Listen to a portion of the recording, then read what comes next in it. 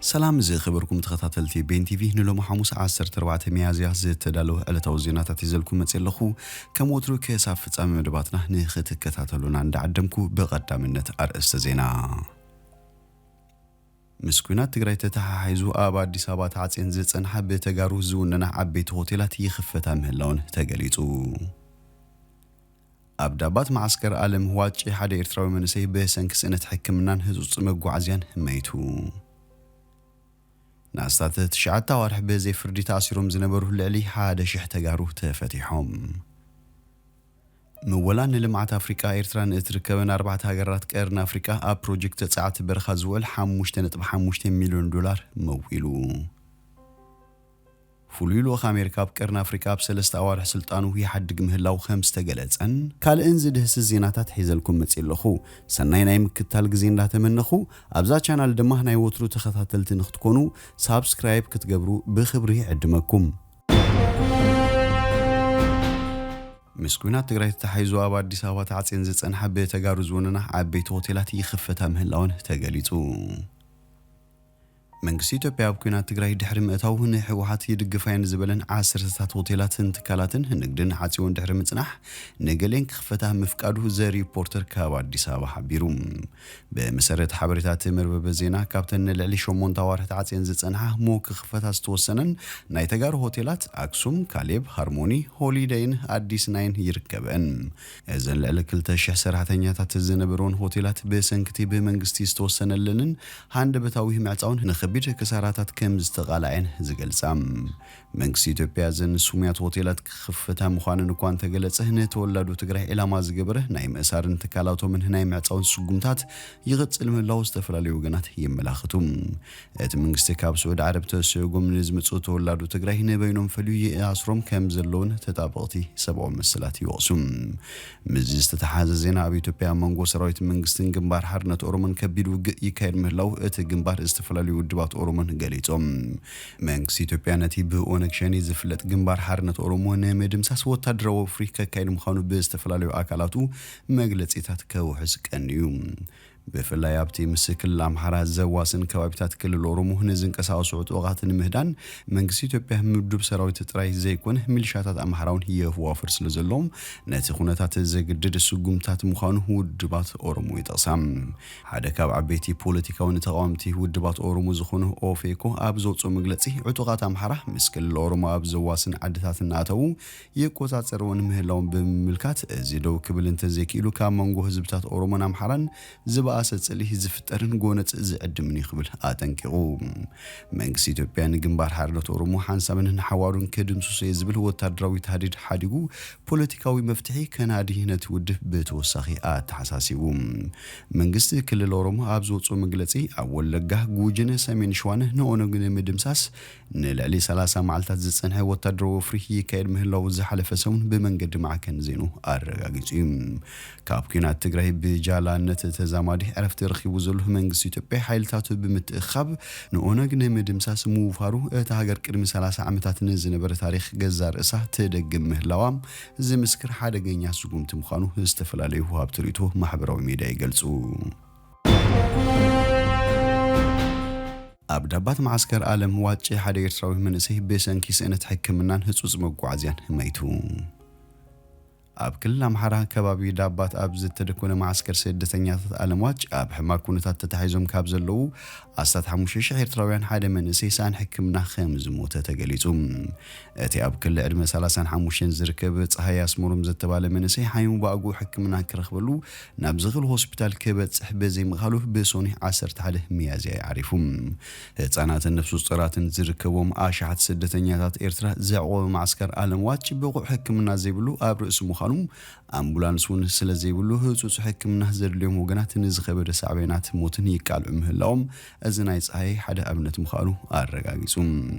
ነበርቲ ማዕስከር አመልኪቶም መንሰይ ፀሐይ ኣብቲ ከባቢ ዳባት ኣብ ዝርከብ ቤተክርስትያን ኪዳነ ምህረት ሓመድ አዳም ለቢሱ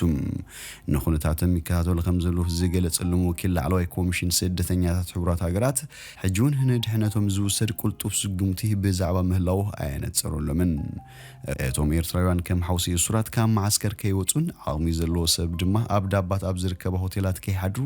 ኮነ ኣብታ ሓውሲ ከተማ ከይጸንሑን ሓይልታት ጸጥታ ኢትዮጵያን ሚሊሻታት ኣምሓራን ጽኑዕ ምክትታል ይገብሩሎም ከም ዘለዎም ዝሕብሩም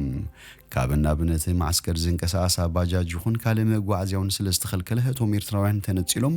ኣብ ሕማቅ ኩነታትን ሻቕሎትን ይነብሩ ምህላዎም እዮም ዝገልጹ ናስታት ተሻታ ዋርሕ በዘይ ፍርዲ ተኣሲሮም ዝነበሩ ልዕሊ 1,000 ተጋሩ ተፈቲሖም ኣብ ክልል ደቡብ ሾኒ ተባሂላ ብትፍለጥ ከተማ በሰንኪ መንነቶም ናዋርሕ ከም ዝተኣሰሩ ዝገልጹ ሓራሳትን ጥኑሳትን ዝርከቦም ኣስታት 1300 ተወለድቲ ትግራይ ተማለ ተፈቲሖም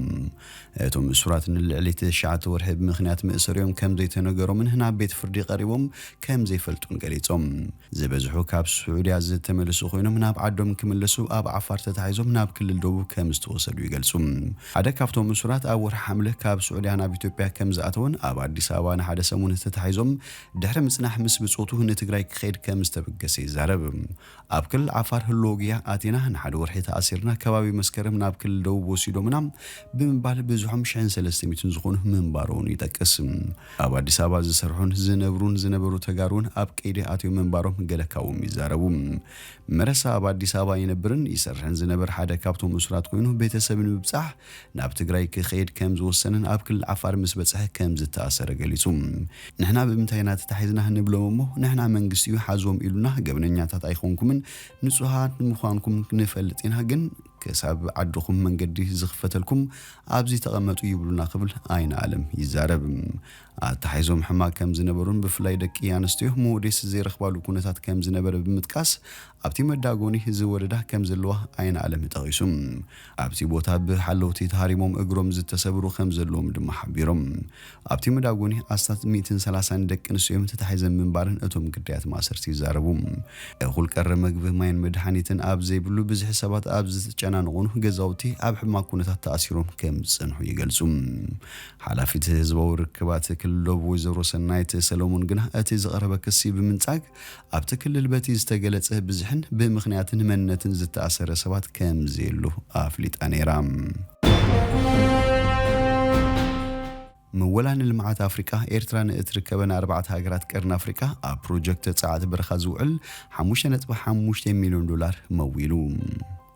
اتاكل بانك لمعات افريكا زخونه تكال نتي بسم زوباوي ناي صعات بروجكت مبراق افريكا زمول بزيادام اب تكنيكاوي حاجز كم زول زت تحبر غنزب ايرترا اثيوبيا سودان جيبوتين تربحتي كخوناين اذن هاجرات بصعاتن اغلغلوت الكتريسيتين دحريت كابز ترف هاجرات علم مخانن صبصاب بانك علم ملختن مولا لمعات افريكا كساب 2030 نابزلو غزي ناي 10 جيجا وات حيل ساعات بمنጫው اب قنات سهل صحرا زركبه 10 حد هاجرات نايز أهور زركبو أستات 250 مليون هزبتات إلكتريسيتي نخركب بروجكت حانسيزو خمزلو يفلت أبشان شاعت 274 أبتون زيها زيت مسرة موله نلمعات أفريقيا أب كبير دخلنا نزركبام هاجرات نايز أهور أب مسرتاوي معبالن تكنيكاوي حاجزن زتكورم سماوي ولد زلوه لقاحن مولان زجبرت كاليو فلويلو أخ أمريكا بكرن أفريقيا بسلسة وارح سلطانو يحدق مهلاو تاقليتو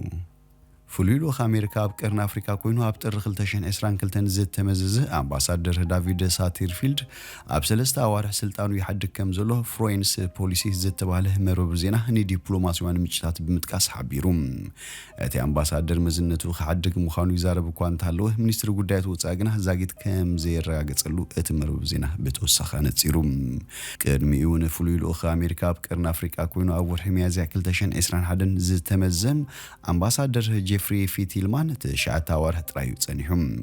أبتر خلتشن إسران كلتن مزنوتو حاديو جيهم أزو من مهدار بايدن بموكال أبزوبا كرن أفريقيا استمدبو أمباسادرات أوشت حيلت أوارح مزنوتهم زي حرقلو زلو مخنات بنتصور آية فلتن يخون برنتي أب سنكوف كوفنة أفافي تتاو خونتات نزركب زوبا كرن أفريقيا بفلاين إثيوبيان سودانن أشغالي مدرك خون كام زغل تنتن تيردوم من مهدار بايدن أبزوبا كرن أفريقيا زي ዝመዘዞም ክልተ ፍሉያት ልኡኻት ኣብዚ ሓደ ዓመት ናይ ድምር ስርሖም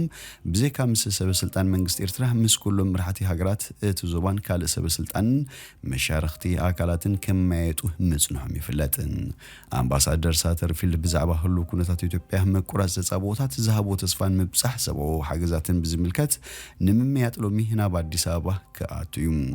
እዚ ዑደት ናይ መወዳእቱ ክኸውን ከም ዝኽእሉን ይግመት። ዝኸበርኩም ተኸታተልቲ ቤን ቲቪ ንሎሚ ዝበልናዮ መሰናዶና ኣብዚ ወዲና ኣለና። ምሳና ስለ ዝጽናሕኩም ብልቢ ነመስግን። ሰናይ ንዓኹም።